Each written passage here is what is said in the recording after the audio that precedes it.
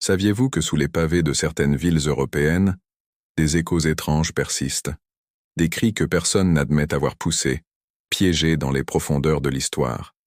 Suivez-moi, on plonge dans le mystère des voies du tunnel. Imaginez un tunnel sombre et humide, quelque part sous une métropole animée. Une galerie condamnée depuis des décennies, scellée après les tumultes de 1943. Tout commence de la manière la plus banale qui soit.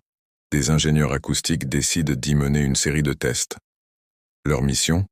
Mesurer l'écho, cartographier les fissures invisibles dans la roche, bref, une routine d'inspection.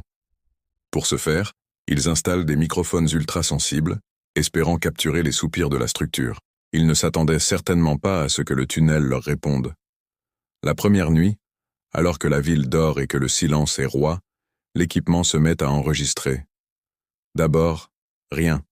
Juste le goutte à goutte lancinant de l'eau s'infiltrant à travers les parois.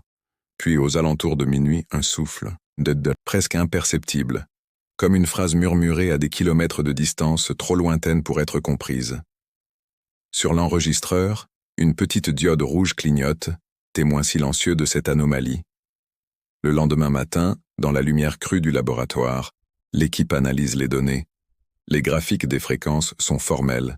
Ce son n'a rien de naturel. Ce n'est ni le grondement d'une rame de métro, ni le bruit d'une chute d'eau souterraine, ni même le couinement d'une colonie de rats. La signature acoustique est indubitablement humaine.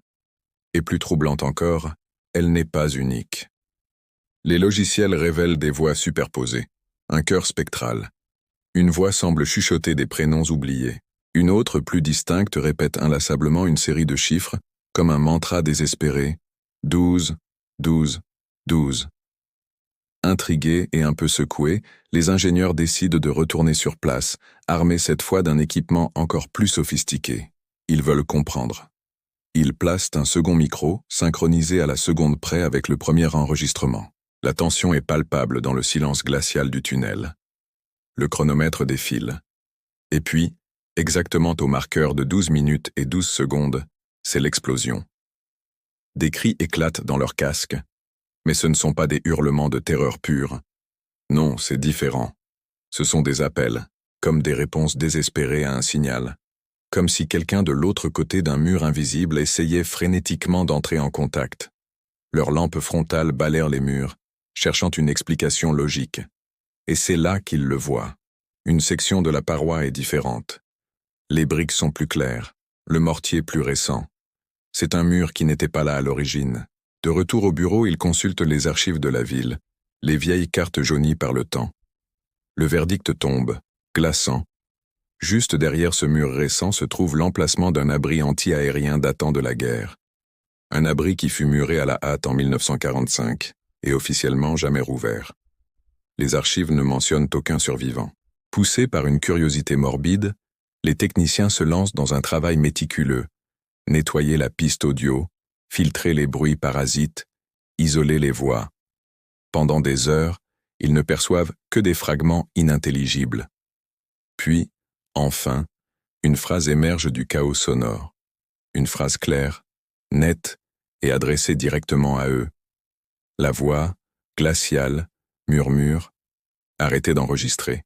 Un silence de mort s'installe dans le laboratoire. Sur l'écran, le signal audio redevient plat. Les voix se sont tues. Depuis cette nuit-là, le mystère n'a fait que s'épaissir. Chaque nouvelle tentative d'enregistrement dans ce tunnel se solde par le même phénomène inexplicable.